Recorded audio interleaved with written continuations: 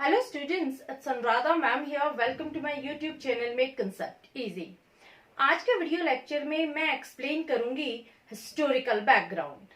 देखो, जब हम एबनॉर्मल साइकोलॉजी को स्टडी करते हैं तो हम देखते हैं कि एंशिएंट पीरियड में कितनी थ्योरीज डेवलप की गई, कितने अप्रोचेस डेवलप किए गए रिगार्डिंग एबनॉर्मल बिहेवियर। तो साइकोलॉजिकल डिसऑर्डर को समझने के लिए हमें उसकी हिस्ट्री को जानना बहुत जरूरी है।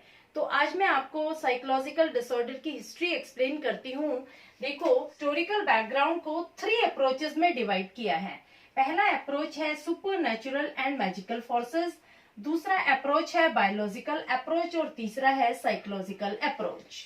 सबसे पहले आपको एक्सप्लेन करती हूँ super natural and magical forces क्या होते हैं। देखो, सुपर नेचुरल अप्रोच में क्या होता है कि लोगों की ये अवधारणा होती है कि अगर किसी को साइकोलॉजिकल डिसऑर्डर हो जाता है, अगर किसी को ये बीमारी हो जाती है, तो लोग कहते थे कि इसमें भूत आ गया, इसमें किसी प्रेत आत्मा का साया है, किसी शैतान का साया है, कोई इविल स्पिरिट इसके अंदर आ गई है, इसलिए इसका ऐसा बिहेवियर है। लोगों की ये धारणा बन गई थी, जब भी किसी एबनॉर्मल बिहेवियर को वो नोटिस करते तो वो अपने व्यूज ऐसे ही देते थे कि इसके अंदर कोई प्रेत आत्मा का साया है। तो वो क्या कहते थे कि कोई इविल स्पिरिट आ गई या फिर कोई डेविल आ गया। इविल स्पिरिट होती है भूत प्रेत और डेविल होते हैं शैतान। तो इसके लिए वो एक्सोर्सिज्म, ये क्या होता है, ये झाड़ फूक होता है। तो वो ओझा के पास जाते, किसी तांत्रिक के पास जाते थे और झाड़ फूक करवा करके इस बीमारी से उनको हील करवाते थे। लोगों का जो स्ट्रॉन्ग बिलीफ था ओझा और शमन के ऊपर कि वो काउंटर मैजिक और प्रेयर से इस बीमारी को दूर कर देते हैं, उन लोगों की ये धारणा थी, ये मानना था उन लोगों का कि जो ओझा होते हैं, जो शमन होते हैं, इनके कांटेक्ट होते हैं सुपर नेचुरल फोर्सेस से। ये उनसे कम्युनिकेट कर सकते हैं, उनसे कांटेक्ट कर सकते हैं, और जो पर्सन अफ्लिक्टेड होता है उसे पता लग जाता है कि कौन से स्पिरिट की वजह से ये प्रॉब्लम अराइज हो रही है और किस तरह से उसको शांत किया जा सकता है। समझ में आया? तो इस तरह से लोग बड़े सुपरस्टिशियस थे। ये बात पुराने जमाने की नहीं है, आज भी ये चीज एग्जिस्ट होती है। अगर किसी को साइकोलॉजिकल डिसऑर्डर हो जाता है तो आज भी लोगों की यही अवधारणा है कि इस पर किसी प्रेत आत्मा का साया है। देखो, ये सब चीजें आप लोगों ने हिंदी मूवीज में भी देखा होगा, कॉन्जरिंग, 1920, भूल भुलैया, इन सब में क्या है, इन सब में एक्सोर्सिज्म अपनाया जाता है कि जो इविल स्पिरिट है उसको किस तरह से एफ्लेक्टेड पर्सन से दूर किया जाए। तो समझ में आया किस तरह से सुपर नेचुरल फोर्सेस और मैजिकल फोर्सेस को एक्सोर्सिज्म से दूर करा जाता था।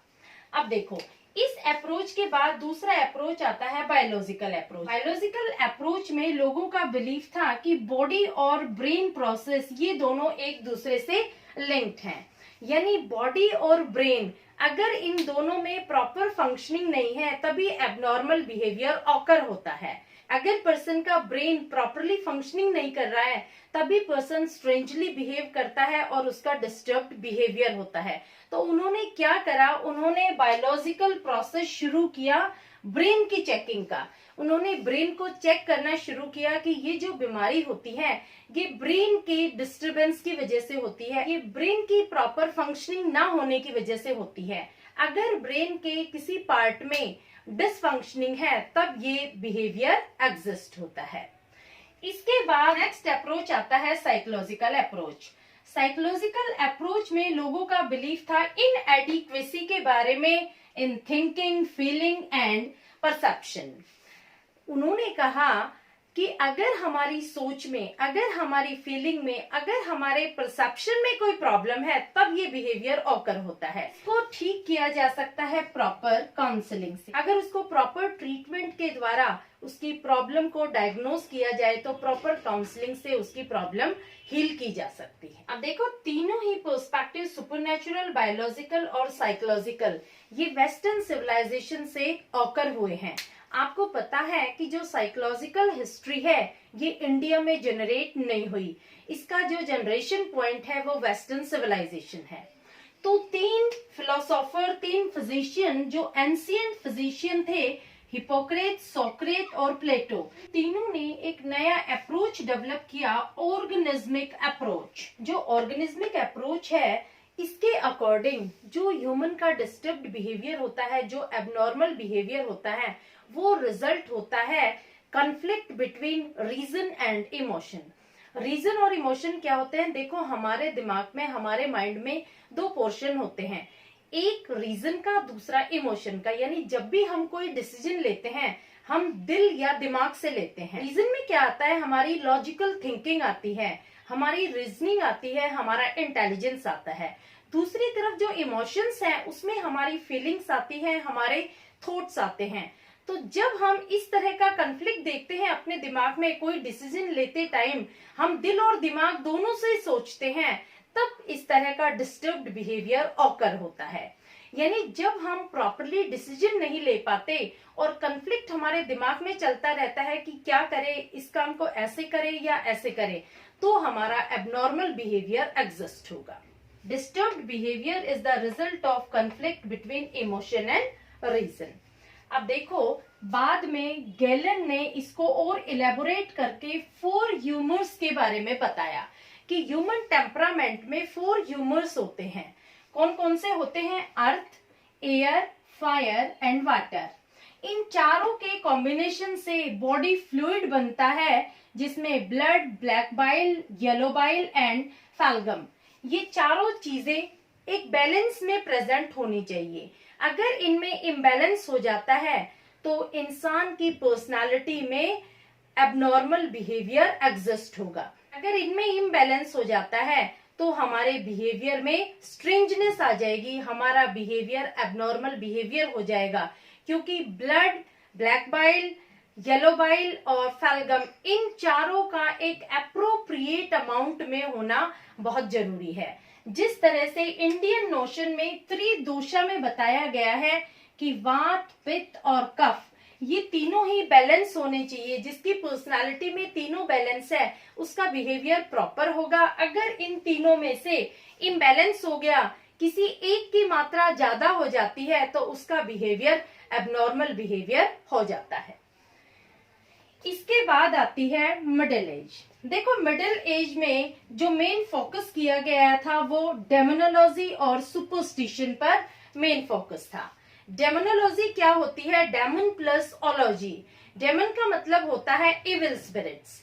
यानी जब इस तरह का डिसऑर्डर हो जाता था तो लोगों का ये बिलीफ होता था कि इसमें कोई इविल स्पिरिट आ गई है, किसी भूत प्रेत का साया इस पर आ गया है।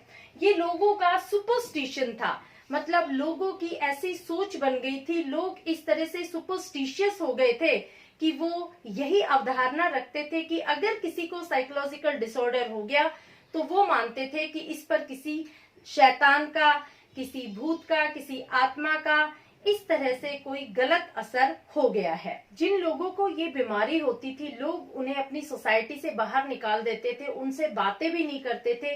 इस तरह से बड़ा ही इल ट्रीटमेंट किया जाता था लोगों के साथ, उनके साथ इन ह्यूमन बिहेवियर हो गया था। ह्यूमैनिटी तो बिल्कुल ही खत्म हो गई थी।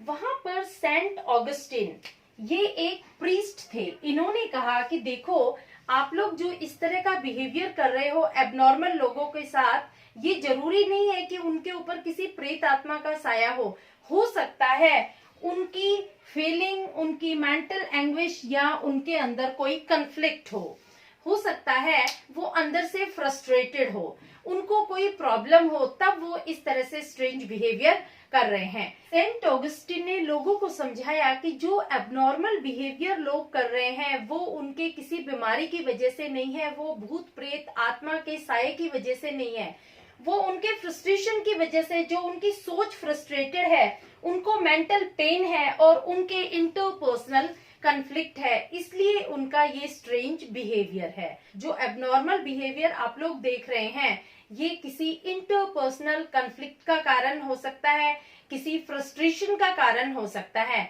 इन पर किसी तरह की कोई डेविल, कोई इविल स्पिरिट का साया नहीं है। अब देखो, सेंट ऑगस्टिन के views he psychodynamic theory of abnormal behaviour का बेस है। जो ग्राउंड वर्क किया था इस थ्योरी ने ही किया था। इस थियोरी के अकॉर्डिंग ही लोगों के ये समझ में आई थी कि किसी फ्रस्ट्रेशन की वजह से, किसी मेंटल इलनेस की वजह से लोगों का बिहेवियर एबनॉर्मल होता है, इस पर किसी एविल स्पिरिट का साया नहीं होता है। क्लियर? होपफुली आपको हिस्टोरिकल बैकग्राउंड समझ में आ गया होगा। जो इसका रिमेनिंग पार्ट है वो नेक्स्ट वीडियो लेक्चर में लूंगी। Please like it, subscribe it and share it to your friends. Okay, thank you.